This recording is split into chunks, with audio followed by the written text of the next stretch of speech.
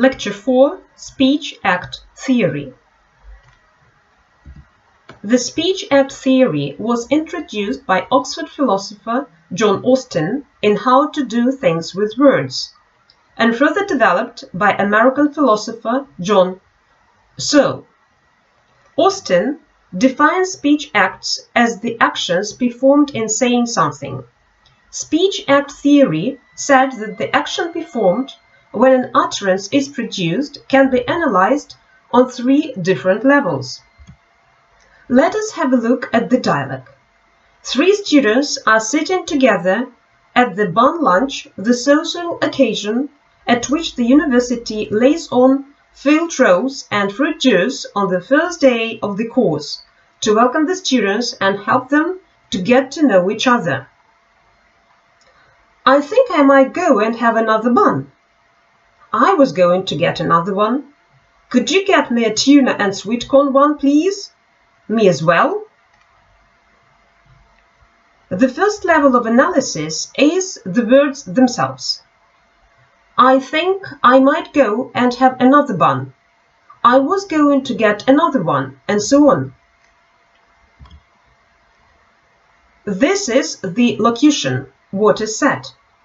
The form of the words uttered. The act of saying something is known as locutionary act. The second level is what the speakers are doing with the words. AM and MM are asserting and expressing intentions about their own action, and BM and AM are requesting action on the part of the hearer. This is the locutionary force. What is done in uttering the words, the function of words, the specific purpose that the speakers have in mind. Other examples are the speech acts: inviting, advising, promising, ordering, excusing, and apologizing. The last level of analysis is the result of the words. MM gets up and brings AM and BM a tuna and sweet corn bun each. This is known as the locutionary effect. What is done by uttering the words? It is the effect on the hearer, the hearer's reaction. Austin developed but soon abandoned the performative hypothesis that behind every utterance there is a performative verb, such as to order, to warn, to admit, to promise, that make their locutionary force explicit. The example above could be reformulated like this. I express my intention to go and have another bun. I inform you that I was going to get another one. I request you to get me a tuna and sweet corn one. I request you to get me one as well. Austin realized that often the implicit performatives, ones without the performative verbs, as in the original version of this dialogue, sound more natural. He also realized that implicit performatives do not always have an obvious explicit performative understood. Take the expression, I'll be back. It can mean either I promise that I'll be back or I warn you that I'll be back. Searle's solution to classifying speech acts was to group them in the macro classes. Declarations. These are words and expressions that change the world by their very utterance, such as I bet, I declare, I resign. Others can be seen in I baptized this boy John Smith, which changes a nameless baby into one with a name. I hereby pronounce you man and wife, but turns 2 singles into a married couple. And this court sentences you to 10 years imprisonment, which puts the person into prison. Representatives. These are acts in which the words state what the speaker believes to be the case, such as describing, claiming, hypothesizing, insisting, and predicting. The fact that girls have been outstripping boys academically has been acknowledged for the past 12 years or so. This is the example of the representative. I came, I saw, I conquered. Julius Caesar. Also the example of the representative. Commissives.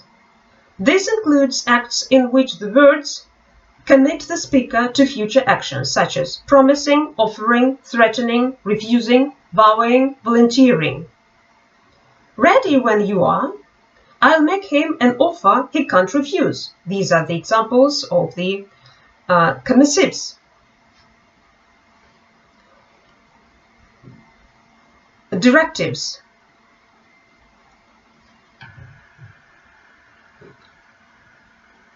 This category covers acts in which the words are aimed at making the hearer do some things, such as commanding, requesting, inviting, forbidding, suggesting, and so on. Better remain silent and be thought a fool than open your mouth and remove all possible doubt. This is the example of a directive. Do not do unto others as you would they should do unto you. Their tastes may not be the same. Sure. Expressives. The last group includes acts in which the words state what the speaker feels, such as apologizing, praising, congratulating, deploring, and regretting. I've been poor, I've been rich, rich is better. Tucker, this is the example of the expressive.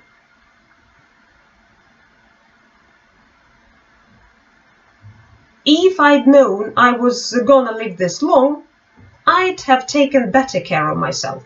Another example of an expressive.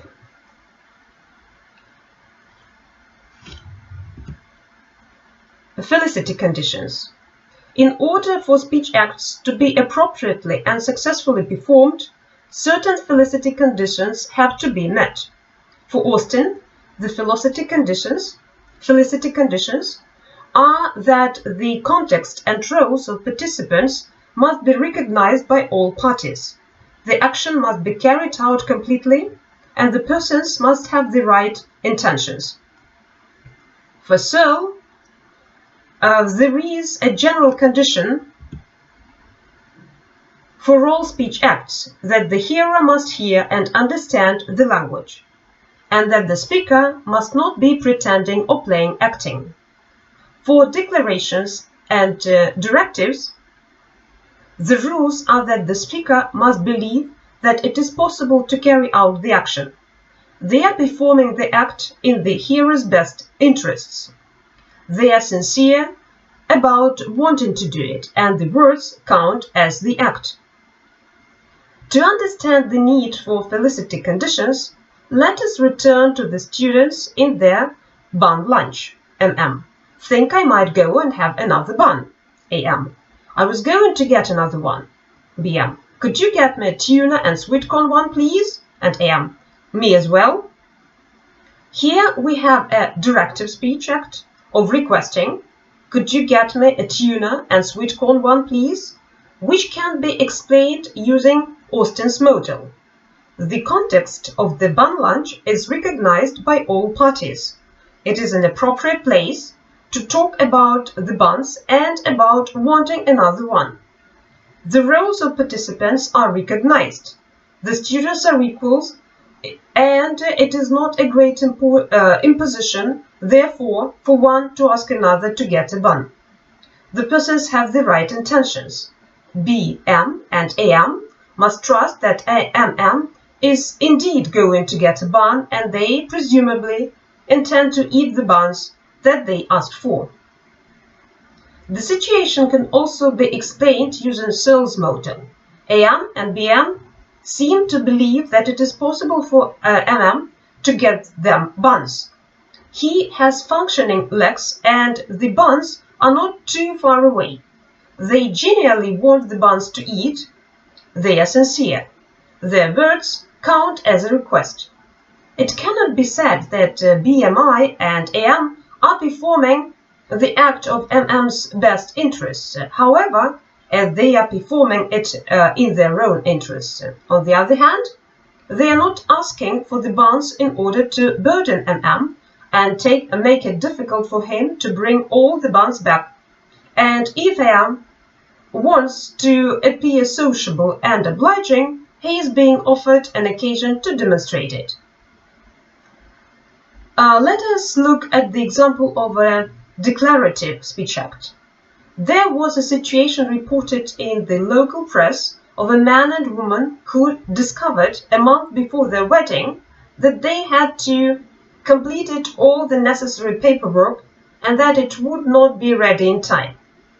They decided to go ahead with the wedding ceremony as if nothing were wrong and sign the papers later because all the preparations had been made and they wanted to save face.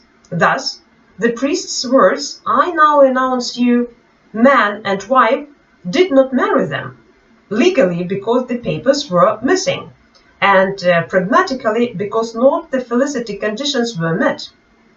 Although the context and roles of participants were recognized by all parties, and the priest was saying the words in the couple's best interests, the speech act was not successfully performed since they were putting on a show for the benefit of the guests.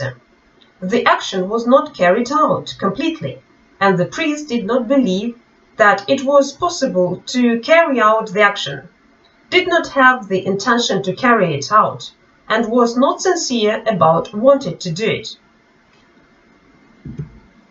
Indirect speech acts. Much of the time, what we mean is actually not in the words themselves, but in the meaning implied. In the bun lunch example, we said that AM's words, "I was going to get another one," had the elocutionary force of expressing intentions about his own action. It should be noted, however, that he says straight after MM's, "I think I might go and have another bun." It is possible that in fact he was implying that he would like MM to get him one while he was there and save him the bother of getting up. If this is so, he is expressing a directive requesting indirectly, with the force of the imperative "get me one." This is what we call an indirect speech act. Searle said that a speaker using a direct speech act wants to communicate the literal meaning that the words conventionally express. There is a direct relationship between the form and the function. Thus, a declarative form, not to be confused with the declaration speech acts, such as "I was going to get another one," has the function of a statement or assertion. An interrogative form such as do you like the tuna and sweet corn ones?" has the function of a question, and the imperative form such as "get me one" has the function of a request or order. On the other hand, Searle explained that someone using an indirect speech act wants to communicate a different meaning from the apparent suffix meaning. The form and function are not directly related. Here is an underlying pragmatic meaning, and one speech act is performed through another speech act. Thus, a declarative form such as "I was going to get another one" or "could you get me a tuna and sweet corn one" might have the function of a request or order, meaning "get me one." Similarly, an interrogative form such as "could you get me a tuna and sweet corn one, please?" or "would you mind getting me one?" has the function of a request or order, and "can I get you one while I am there?" can be taken as an offer. Finally, an imperative form such as "enjoy your bun" functions as a statement, meaning "I hope you enjoy your bun." Here, "take this one" can have the function of an offer, and "come for a walk with me after the lunch" serves as an invitation. Indirect speech acts are part of everyday life. The classification of utterances in categories of indirect and direct speech acts is not an easy task, because much of what we say operates on both levels, and utterances often have more than one of the macro functions: representative, commissive, directive, expressive, and so on. A few examples will illustrate this. The following excerpt from the novel Regeneration demonstrate that in indirect speech acts, it is the underlying meaning that the speaker intends the hearer to understand. Graves arrives after the sesu at the convalescent home and asks, "I don't suppose you've seen anybody yet?" "I've seen Rivers, which reminds me he wants to see you. But I imagine it'll be all right if you dump your bags first." The author is Baker. On the surface, Sesu's reply, "he wants to see you," is a declarative with the function of a statement, and a direct representative describing Rivers' wishes. However, it appears to be intended as an order or suggestion to Graves, meaning the same as the imperative, "go and see him," and therefore an indirect directive, and the suggestion is reinforced by the "but I imagine it'll be all right if you dump your bags first," which is uttered as if he had actually said, "go and see him." Let us take another example, this time from the thriller Tooth and Nail. Inspector Rivers and Inspector Flight come out of the autopsy. "Come on," he said, "I'll give you a lift." In his fragile state, Rivers felt this to be the nicest kind of thing anyone had ever said to him in weeks. "Are you sure you have room?" he said. "I mean, with the teddy bears and all?" Flight paused. "Or, if you'd prefer to walk, Inspector?" Rivers threw up his hands in surrender. Then, when the door unlocked, slipped into the passenger seat of the Flight's Red Sierra. The seat seemed to wrap itself around him. "Here," said Flight, handing a hip flask to Rivers. Rivers unscrewed the top of the flask and sniffed. "It won't kill you," Flight called. This was probably true. The aroma was of whiskey. The author is Rankin. Here again, there is a declarative that is more than a statement. "I'll give you a lift" is a direct commissive offering a lift to the inspector and committing himself to future action, although it could be classed as an indirect directive, carrying the meaning of an imperative, such as "get in the car." More complex is "or, if you'd prefer to walk."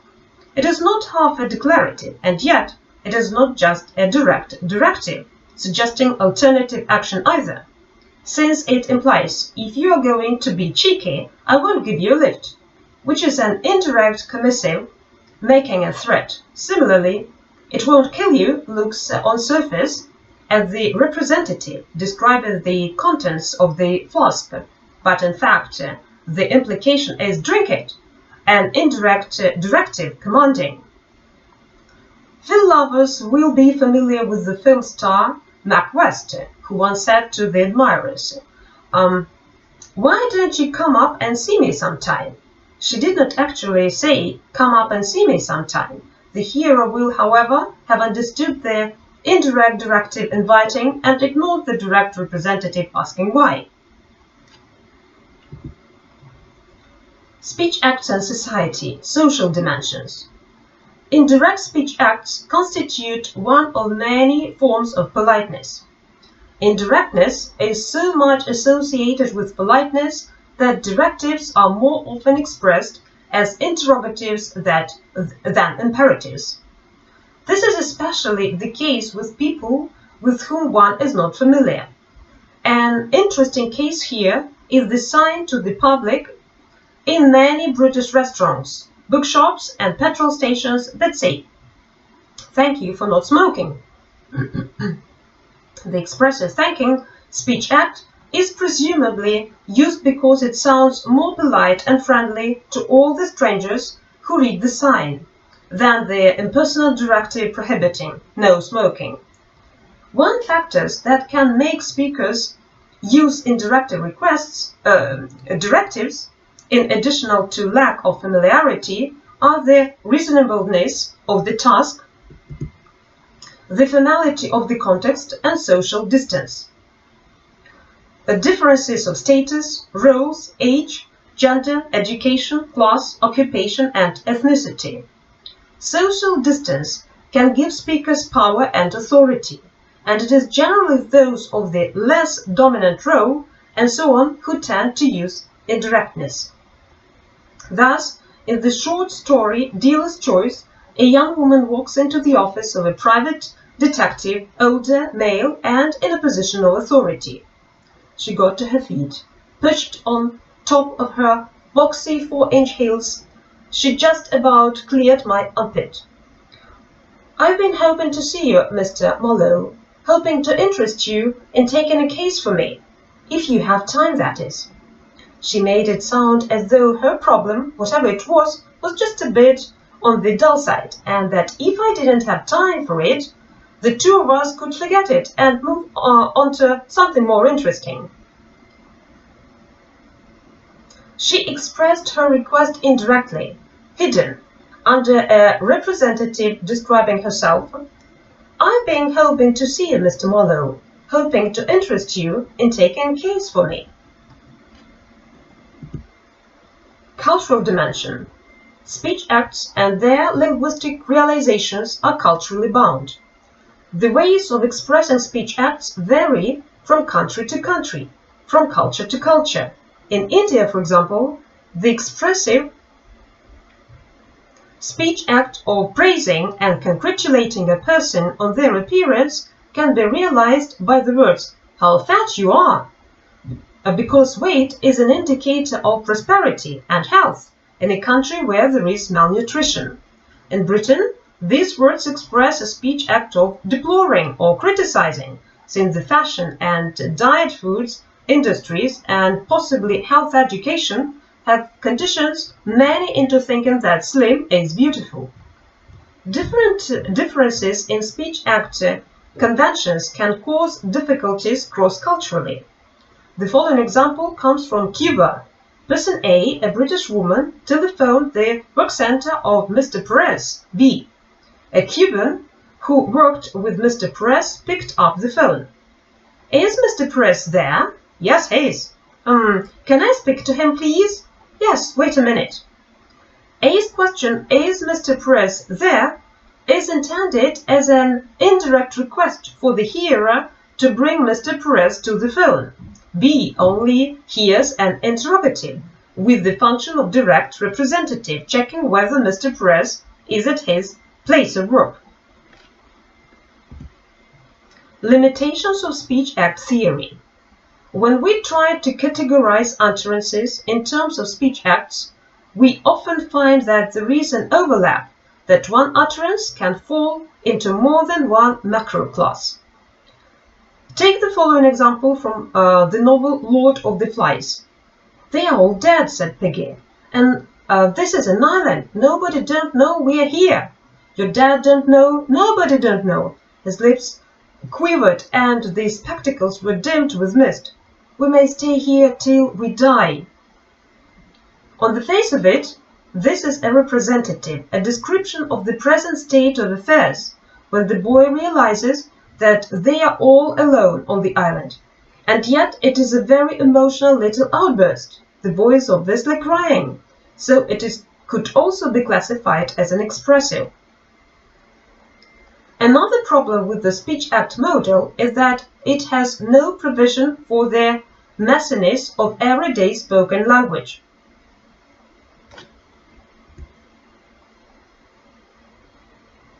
Utterances such as "so," "there you go," and "you know" amount of fillers that say very little. This lack of semantic content makes it difficult to put in any of the classifications, as they are neither representatives nor expressives. This type of utterance has an interactional, socially cohesive function of avoiding silence, so that all speakers feel comfortable, and it intensifies the relevance of surrounding utterances. There is not a neat speech act category for it, however. Likewise, back channels and feedback, the responses that show that the hearer is listening and encourage a speaker to continue talking, such as, "Was it?" or "Oh, really?" do not neatly fit into the category act model either. They too have a social function, but do not constitute a speech act. The same goes for incomplete sentences, such in, "But she didn't do, no," does not fit neatly into any category. A lot of what we say in everyday speech is left unfinished either because we have no need to complete the sentence or because we are interrupted. The following excerpt from a law seminar on the topic of accomplice liability, taken from the British Academic Spoken English corpus, has instances of fillers, backchannels, and incomplete sentences. The lecturer is L and the students S1 and S2. S2. Isn't that implied? Surely that implied that you are driving a car, you have duties that are implied, not necessarily don't have to be only the statutory possibility, they also have to be implied, sort of. Lecturer. Well, that's an argument, although it is slightly odd, isn't it, to base criminal liability on a duty that's merely implied. Student 1. Yeah. Student 2. When I say imply, lecturer, you may not realize you have outset. Student B has difficulty formulating his thoughts and on 2 occasions leaves his sentences incomplete. To be implied, sort of, when I say the lecturer opens his comment with the filler, well, student 1 just contributes a yeah back channel. All of this is perfectly normal and real-life spontaneous talk, yet it is difficult to categorize such utterances in terms of speech acts. Macro functions. Finally, it should be noted that over and above speech acts, there are 2 main macro functions of talk. Brown and Yule describe them as the transactional function and interactional function of language. The transactional is the function which language serves in the expression of content and the transmission of factual information. The interactional is that function involved in the expression, social relations and personal attitudes, showing solidarity and maintaining social cohesion. Speakers establish common ground, sharing a common point of view. At negotiating, role relationships are speaking with an interactional purpose. In fact, most talk has a mixture of 2 functions. There seems to be a decline from the purely transactional to purely interactional. At the extreme end of the transactional end is the language used when a policeman is giving directions to a traveler and a doctor is telling a nurse how to administer medicine to a patient. At the extreme end of the interactional is what is known as fatigue communion. Language with no information content used purely to keep channels of communication open. Brown and Yu give the following example. When 2 strangers are standing shivering at a bus stop in an icy wind, and one turns to the other and says, "My goodness, it's cold." It is difficult to suppose that the primary intention of the speaker is to convey information. It seems much more reasonable to suggest that the speaker is indicating a readiness to be friendly and to talk. Brown and Yu point out that much of everyday human interaction is characterized by primarily interpersonal rather than the primarily transactional use of language.